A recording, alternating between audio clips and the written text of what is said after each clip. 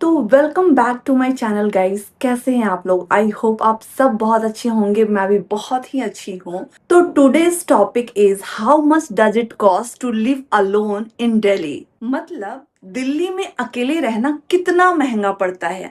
मतलब सैलरी आती है और महीने के एंड तक एग्जैक्टली जाती कहाँ है। तो आज मैं आपको अपने रियल मंथली एक्सपेंसेस दिखाऊंगी। अगर आप भी सोच रहे हो कि दिल्ली में अकेले रहने के लिए कितने पैसे चाहिए, तो आज मैं आपको बताऊंगी कि मेरी सैलरी के पैसे एग्जैक्टली कहाँ कहाँ जाता है। Rent, grocery, electricity bill, travel और वो छोटे छोटे एक्सपेंसेस जो कब इतने बड़े हो जाते हैं पता ही नहीं चलता।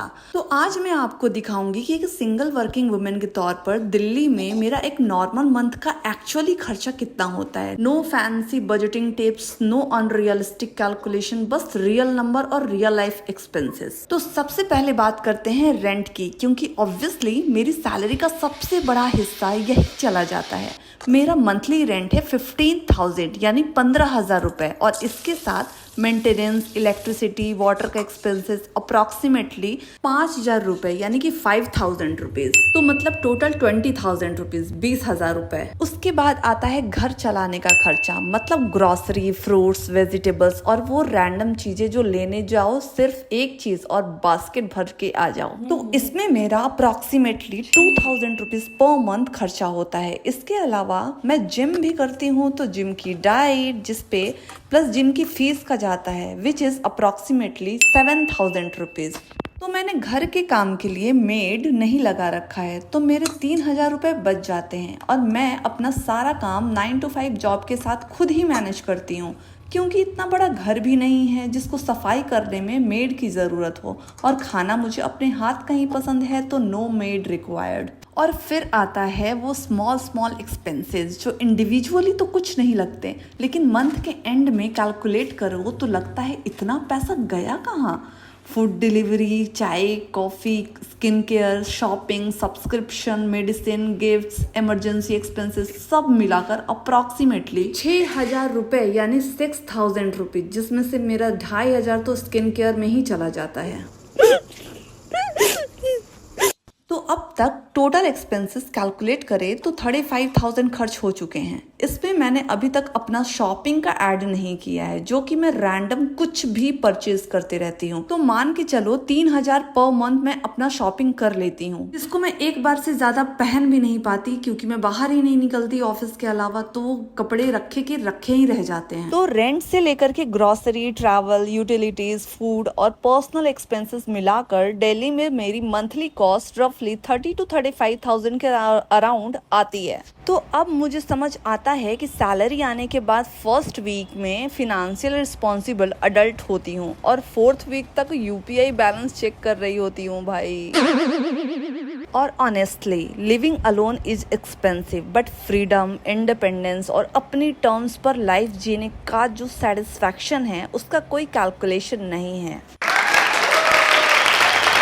अकेले रहने का मतलब सिर्फ अपनी मर्जी से लाइफ जीना नहीं होता। इसका मतलब है अगर बल्ब खराब हो गया तो लैंडलॉर्ड को कॉल भी आपको करना है और इलेक्ट्रिशियन का वेट भी आपको ही करना है। और ग्रोसरी, इसका बजट कभी फिक्स नहीं हो सकता, क्योंकि आप जाते हो सिर्फ दूध और ब्रेड लेने और वापस आते हो एक फुल शॉपिंग बैग के साथ।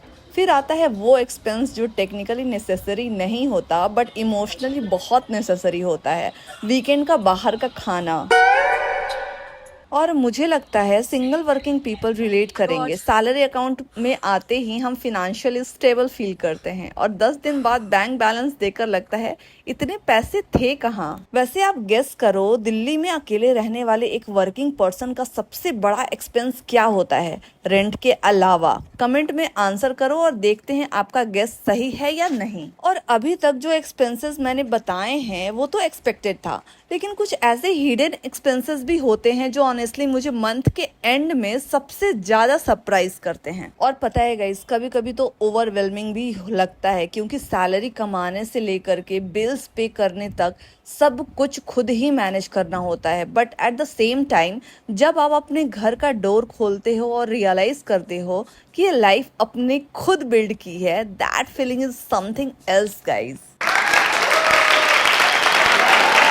और इन सब खर्चों के बाद आपको अपनी सैलरी का एटलीस्ट 60% सेविंग्स भी करनी है। तो कैसे मैनेज करना है ये आप पे डिपेंड करता है।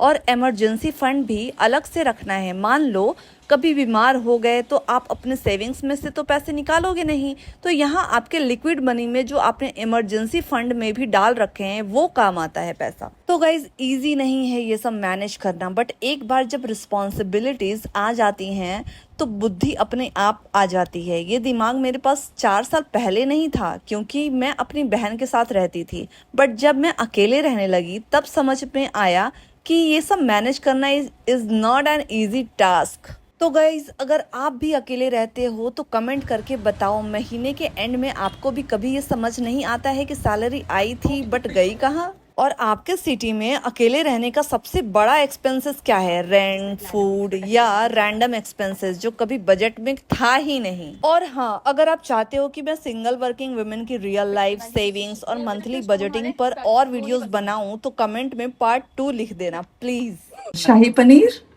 मटर पनीर, कढ़ाई पनीर एंड कढ़ाई पनीर। तो गाइज अगर ये वीडियो आपको यूजफुल, रिलेटेबल एंड अच्छी लगी हो तो प्लीज मेरे इस वीडियो को लाइक करते हुए जाना, मेरे चैनल को भी सब्सक्राइब कर लो। तो मैं ऐसे ही अच्छी अच्छी वीडियोस आपके पास लेके आते रहूंगी। तो चलो मिलते हैं नेक्स्ट ब्लॉग में, तब तक के लिए टाटा बाय बाय, जय हिंद गाइज।